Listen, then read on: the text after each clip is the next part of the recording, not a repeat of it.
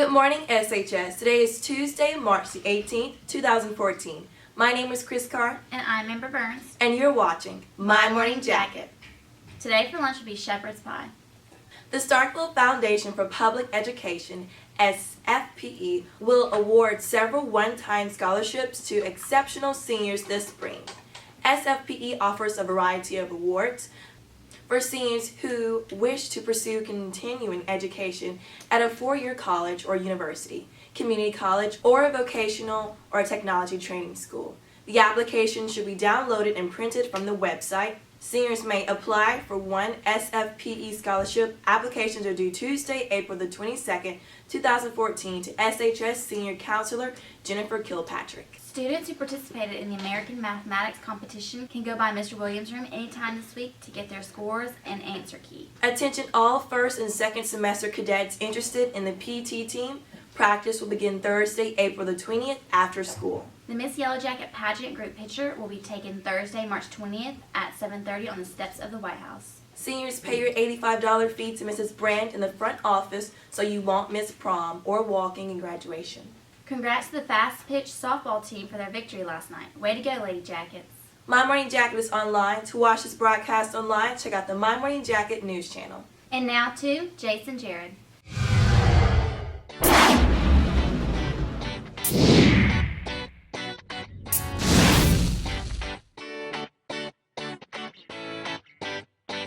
Remember, if we're taking a selfie, make sure your hair always looks good.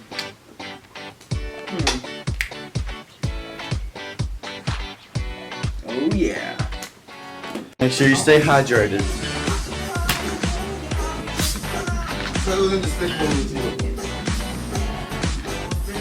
Oh yeah, I'm ready for this picture now. Remember, while taking a selfie, you have three main poses. You got the duck face.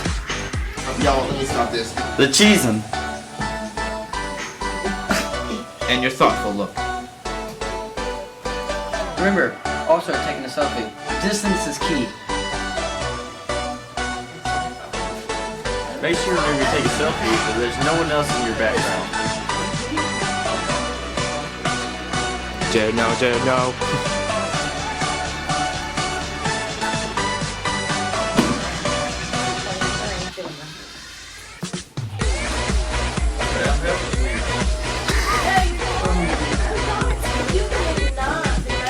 Now we're to the actual posting itself. Filters are key. Now that you see here, this filter is no bueno. We switch to this, no bueno again. Then we switch to this, muy bueno. Look at that. Good selfie. We're ready to post.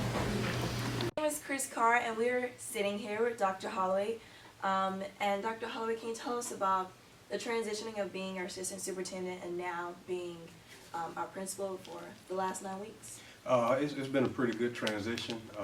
Been a high school principal the last 8 years. Before that, I was an assistant principal at a high school for 4.5 years. So it hadn't been, this side of it hasn't been difficult.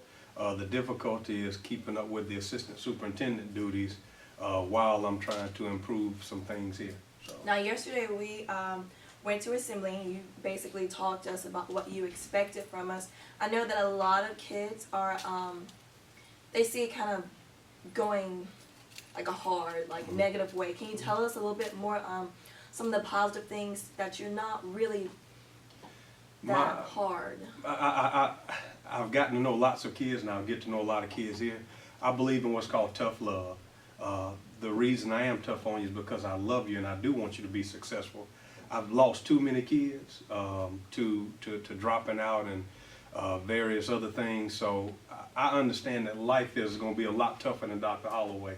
So if kids think Dr. Holloway is tough, life is going to be a lot harder. So I figure I plan to prepare kids for life by making it tough or being tough on them now, because I know what it takes to be successful. My background, I wasn't born in a shirt and tie like kids think. I've gone through a lot. I've seen a lot. I came from a single parent home with 3 kids. I'm not supposed to be here. And what helped me get here was tough love, and I got into education so kids wouldn't make the same mistakes that I made. So yes, it's tough on the surface, but really I'm a good guy, just have high expectations, and I want people to be as successful as they can possibly be. Who motivates you? I read a lot of leadership books. My mother really motivates me, and there are a couple of people that I've worked with throughout my career that motivate me, that have been successful. But probably my biggest motivation is the opportunity that I see in kids. When I look at kids, when I see the 1,200 kids who walk this hall every day, all I see is the unrealized potential and opportunities that they have. And I don't want to see kids waste what God has given them. So that's probably my biggest motivation, is to make a difference in the life of a child. Can you tell us a little bit about your family? I have 2 kids. I got a son who is a sophomore at Gulfport High School, and I got a baby girl who is 8 years old. She's in the 2nd grade. So they keep me going. They're my stress relief sometimes. So I am a down to earth guy. I'm probably the closest thing as far as being able to relate to a teenager that you can find, because I've been doing it for a while. I was you all not too long ago. Okay, so I'm pretty down to earth. I just have high expectations. And yesterday also with our assembly, you told us a lot about how you want us to strive to be successful, and that the importance to you is definitely our education. Can you tell me a little bit more about that? Why? Without an education today, you can't do anything. I mean, like I told you guys yesterday, to work in McDonald's now, you just about have to have a college degree. There are so many people that major in business administration that can't get a job. They end up at McDonald's or some fast food place. So getting an education is the only equalizer in society that overcomes all other barriers.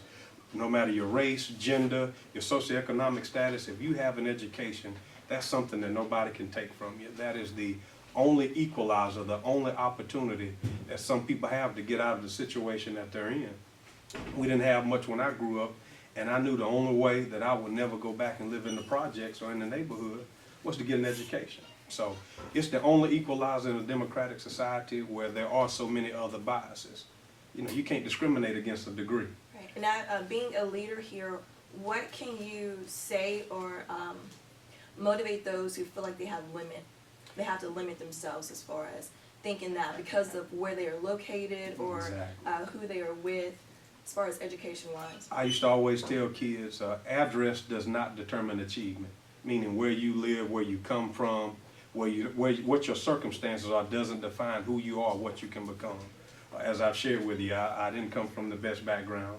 I didn't always make the right choices, but at some point the light came on for me, and I understood it, that education and doing the right thing are the most important things. Now here's the tough part, and I always tell kids this. It's easy to sit in front of an adult and say that, but to actually do it when peer pressure's on is the tough thing, because it's not always cool or acceptable to do the right thing or to get an education or to be smart. So that's where the challenge comes in. And again, all the kids that I've seen, I go home and pull up the gas station and see kids who I knew had potential, but they made the wrong choice, and now they don't have anything. You know, I step out my truck, they're asking me for change, and that breaks my heart. And although kids may think I'm being mean, and that's not the intent. It's business. It's never personal. Personally, I love all kids. I just hate to see talent and opportunity wasted. And again, as I said yesterday, if I'm wrong for that, I'll just be wrong. Alrighty. Thank you, Mr. Holloway. I'm Chris Carr again, and that's it. Thank you. Thank you. Thanks for tuning in to My Morning Jacket today. And have a great day in the Jacket Nation.